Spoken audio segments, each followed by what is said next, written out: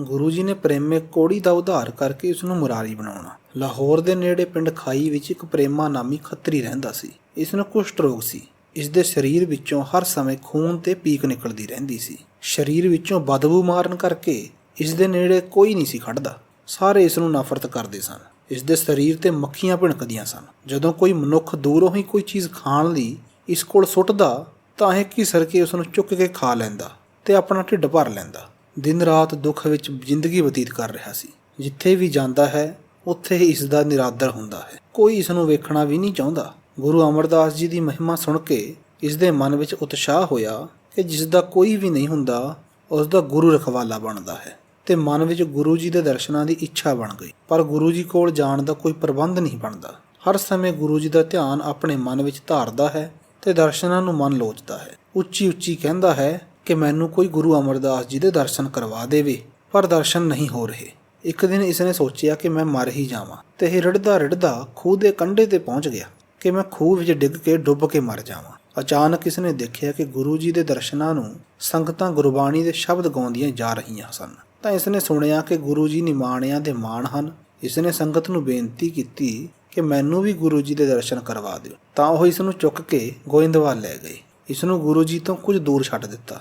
ਇਸਨੇ ਸਭ ਦਾ ਧੰਨਵਾਦ ਕੀਤਾ ਤੇ ਰਿੜਦਾ ਰਿੜਦਾ ਗੁਰੂ ਘਰ ਦੇ ਨੇੜੇ ਪਹੁੰਚ ਗਿਆ।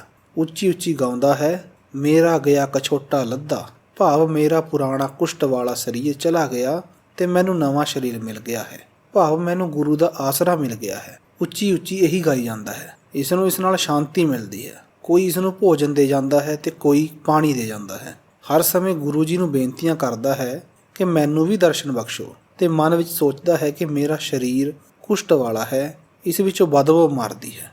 ਮੈਂ ਇਸ ਹਾਲਤ ਵਿੱਚ ਗੁਰੂ ਜੀ ਕੋਲ ਕਿਵੇਂ ਜਾਵਾਂ? ਪਰ ਮਨ ਵਿੱਚ ਦਰਸ਼ਨਾਂ ਦੀ ਅਭਿਲਾਖਾ ਵੱਧਦੀ ਹੀ ਜਾਂਦੀ। ਗੁਰੂ ਜੀ ਦੀਆਂ ਸੰਗਤਾਂ ਦੀ ਚਰਨ ਧੂੜ ਲੈਂਦਾ ਰਹਿੰਦਾ ਹੈ, ਜਿਸ ਨਾਲ ਇਸ ਨੂੰ ਸ਼ਾਂਤੀ ਮਿਲਦੀ। ਸੰਗਤਾਂ ਦੀ ਚਰਨ ਧੂੜ ਸਰੀਰ ਤੇ ਫੇਰਦਾ ਹੈ। ਆਉਂਦੇ ਜਾਂਦੇ ਸਿੱਖ ਕਹਿੰਦੇ ਹਨ ਕਿ ਤੂੰ ਆਪ ਗੁਰੂ ਜੀ ਦੇ ਦਰਸ਼ਨਾਂ ਨੂੰ ਅੰਦਰ ਨਹੀਂ ਜਾ ਸਕਦਾ, ਕਿਉਂਕਿ ਅਜਿਹੀ ਹਾਲਤ ਵਾਲੇ ਨੂੰ ਅੰਦਰ ਭੇਜਣ ਦੀ ਗੁਰੂ ਜੀ ਦੀ ਆਗਿਆ ਨਹੀਂ ਹੈ। ਜੇ ਗੁਰੂ ਜੀ ਆਪ ਹੀ ਤੈਨੂੰ ਅੰਦਰ ਬੁਲਾ ਲੈਣ ਤਾਂ ਹੀ ਗੁਰੂ ਜੀ ਦੇ ਦਰਸ਼ਨ ਕਰ ਸਕਦਾ ਹੈ। ਨਿਰਾਸ਼ ਹੋ ਕੇ ਪ੍ਰੇਮਾ ਕੋੜੀ ਕਹਿੰਦਾ ਹੈ ਕਿ ਮੈਂ ਮਾੜੀ ਕਿਸਮਤ ਵਾਲਾ ਹਾਂ ਜੋ ਇੰਨੀ ਦੂਰ ਤੋਂ ਆ ਕੇ ਵੀ ਗੁਰੂ ਜੀ ਦੇ ਦਰਸ਼ਨ ਨਹੀਂ ਕਰ ਸਕਦਾ। ਮੇਰੀ ਦਸ਼ਾ ਐਸੀ ਹੈ ਕਿ ਮੈਂ ਅੰਦਰ ਜਾ ਕੇ ਬਦਬੂ ਪੈਦਾ ਕਰ ਦੇਵਾਂਗਾ। ਮੈਂ ਇੱਥੇ ਬਹੁਤ ਆਸ ਕਰਕੇ ਆਇਆ ਸੀ ਤੇ ਹੁਣ ਮੈਂ ਬਿਨਾਂ ਦਰਸ਼ਨਾਂ ਤੋਂ ਵਾਪਿਸ ਵੀ ਨਹੀਂ ਜਾ ਸਕਦਾ। ਮੇਰਾ ਕੋਈ ਵੀ ਟਿਕਾਣਾ ਨਹੀਂ ਹੈ, ਸੋ ਮੈਂ ਇੱਥੇ ਹੀ ਰਹਾਂਗਾ। ਜੇ ਬੇਭਾਗ ਹੋਣ ਕਾਰਨ ਮੈਂ ਗੁਰੂ ਜੀ ਦੇ ਦਰਸ਼ਨ ਨਹੀਂ ਕਰ ਸਕਦਾ ਤਾਂ ਮੈਂ ਇੱਥੇ ਹੀ ਮਰ ਜਾਵਾਂਗਾ। ਪਰ ਜੇ ਗੁਰੂ ਜੀ ਦੀ ਕਿਰਪਾ ਹੋ ਜਾਵੇ ਤਾਂ ਮੈਨੂੰ ਵੀ ਗੁਰੂ ਜੀ ਦੇ ਦਰਸ਼ਨ ਹੋ ਸਕਦੇ ਹਨ, ਤਾਂ ਮੈਂ ਵੀ ਆਪਣਾ ਜੀਵਨ ਸਫਲ ਸਮਝਾਂਗਾ। ਤੇ ਮੂੰਹ ਤੋਂ ਧੰਨ ਗੁਰੂ ਨਾਨਕ ਦੇਵ ਜੀ, ਧੰਨ ਗੁਰੂ ਅੰਗਦ ਦੇਵ ਜੀ ਤੇ ਧੰਨ ਗੁਰੂ ਅਮਰਦਾਸ ਜੀ ਕਹਿੰਦਾ ਹੈ ਤੇ ਕਦੇ ਕਦੇ ਉੱਚੀ ਉੱਚੀ ਵਾਹਿਗੁਰੂ ਵਾਹਿਗੁਰੂ ਗਾਉਂਦਾ ਹੈ ਤੇ ਕਦੇ ਮੇਰਾ ਕਿਆ ਕਛੋਟਾ ਲੱਦਾ ਉੱਚੀ ਉੱਚੀ ਗਾਉਂਦਾ ਹੈ, ਭਾਵ ਮੈਨੂੰ ਗਿਆ ਹੋਇਆ ਆਸਰਾ ਲੱਭ ਗਿਆ ਹੈ।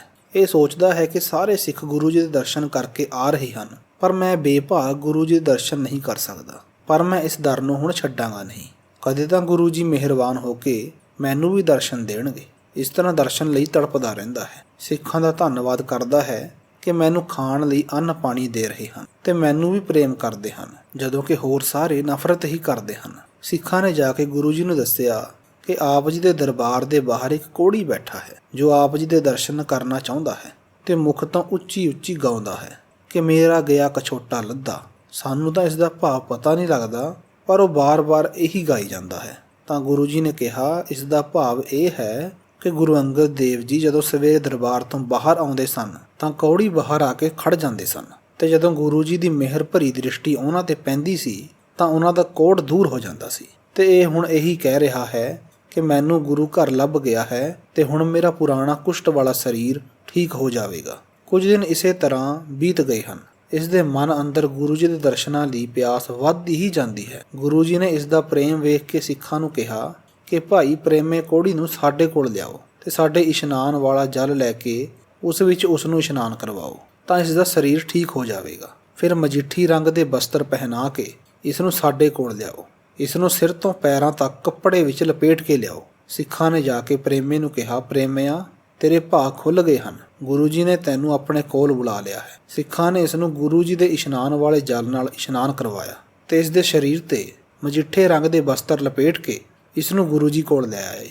ਜਦੋਂ ਗੁਰੂ ਜੀ ਦੀ ਦ੍ਰਿਸ਼ਟੀ ਪ੍ਰੇਮੇ ਕੋੜੀ ਦੇ ਸਰੀਰ ਤੇ ਪਈ ਤਾਂ ਉਸ ਦਾ ਸਰੀਰ ਤੁਰੰਤ ਨਿਰਮਲ ਹੋ ਗਿਆ ਤੇ ਗੁਰੂ ਜੀ ਨੇ ਨਵੀਨ ਵਸਤਰ ਉਸ ਦੇ ਸਰੀਰ ਤੇ ਪਹਿਨਵਾ ਦਿੱਤੇ ਹਨ ਤੇ ਪ੍ਰੇਮੇ ਨੂੰ ਕਿਹਾ ਹੈ ਕਿ ਵਾਹਿਗੁਰੂ ਦਾ ਜਾਪ ਕਰਿਆ ਕਰ, ਤੇਰੇ ਸਾਰੇ ਦੁੱਖ ਦੂਰ ਹੋ ਜਾਣਗੇ ਤੇ ਇਸ ਦਾ ਨਾਮ ਮੁਰਾਰੀ ਰੱਖ ਦਿੱਤਾ। ਗੁਰੂ ਜੀ ਨੇ ਕਿਹਾ, ਇਹ ਹੁਣ ਸਾਡਾ ਪੁੱਤਰ ਬਣ ਗਿਆ ਹੈ। ਜਿਹੜਾ ਸਿੱਖ ਆਪਣੀ ਲੜਕੀ ਦਾ ਰਿਸ਼ਤਾ ਇਸ ਨਾਲ ਕਰਨਾ ਚਾਹੁੰਦਾ ਹੈ ਉਹ ਖੜਾ ਹੋ ਕੇ ਦੱਸੇ। ਗੁਰੂ ਜੀ ਨੇ ਕਿਹਾ ਕਿ ਜਿਹੜਾ ਸਿੱਖ ਇਸ ਨਾਲ ਆਪਣੀ ਲੜਕੀ ਦਾ ਰਿਸ਼ਤਾ ਕਰ ਦੇਵੇਗਾ ਉਸ ਦਾ ਲੋਕ ਪਰਲੋਕ ਸੁਧਰ ਜਾਵੇਗਾ। ਗੁਰੂ ਜੀ ਦੇ ਵਚਨ ਸੁਣ ਕੇ ਇੱਕ ਖੱਤਰੀ ਨੇ ਖੜੇ ਹੋ ਕੇ ਬੇਨਤੀ ਕੀਤੀ ਕਿ ਗੁਰੂ ਜੀ ਆਪ ਜੀ ਦੇ ਵਚਨ ਅਨੁਸਾਰ ਮੈਂ ਆਪਣੀ ਲੜਕੀ ਦਾ ਰਿਸ਼ਤਾ ਇਸ ਨਾਲ ਕਰ ਦਿੰਦਾ ਹਾਂ। ਇਹ ਸਿੱਖ ਆਪਣੇ ਘਰ ਗਿਆ ਤੇ ਆਪਣੀ ਪਤਨੀ ਜੋ ਕਿ ਬਹੁਤ ਗੁੱਸੇ ਵਾਲੀ ਸੀ ਉਸ ਨੂੰ ਕੁਝ ਨਹੀਂ ਦੱਸਿਆ ਤੇ ਕਿਹਾ ਕਿ ਗੁਰੂ ਜੀ ਨੇ ਤੈਨੂੰ ਲੰਗਰ ਵਿੱਚ ਜਾ ਕੇ ਸੇਵਾ ਕਰਨ ਲਈ ਕਿਹਾ ਹੈ। ਉਹ ਲੰਗਰ ਵਿੱਚ ਚਲੀ ਗਈ। ਸਿੱਖ ਆਪਣੀ ਲੜਕੀ ਨੂੰ ਲੈ ਕੇ ਗੁਰੂ ਜੀ ਕੋਲ ਆ ਗਿਆ ਤੇ ਗੁਰੂ ਕੇ ਸਿੱਖ ਨੂੰ ਮੁਕਤੀ ਦਾ ਦਾਨ ਦਿੱਤਾ ਤੇ ਗੁਰੂ ਜੀ ਦੀ ਹਜ਼ੂਰੀ ਵਿੱਚ ਲੜਕੀ ਦੇ ਆਨੰਦ ਕਾਰਜ ਮੁਰਾਰੀ ਨਾਲ ਕਰਵਾ ਦਿੱਤੇ।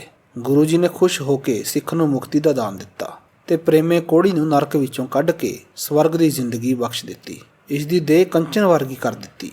ਇਸ ਨੂੰ ਪਤਨੀ ਵੀ ਬਖਸ਼ ਦਿੱਤੀ। ਸਾਰੇ ਲੋਕ ਸੁਣ ਕੇ ਹੈਰਾਨ ਹੁੰਦੇ ਹਨ ਕਿ ਪ੍ਰੇਮਾ ਕੋੜੀ ਜੋ ਆਤਮ ਹੱਤਿਆ ਕਰਨ ਲੱਗਾ ਸੀ ਉਸ ਦੇ ਜੀਵਨ ਵਿੱਚ ਗੁਰੂ ਜੀ ਨੇ ਖੁਸ਼ੀਆਂ ਭਰ ਦਿੱਤੀਆਂ ਹਨ।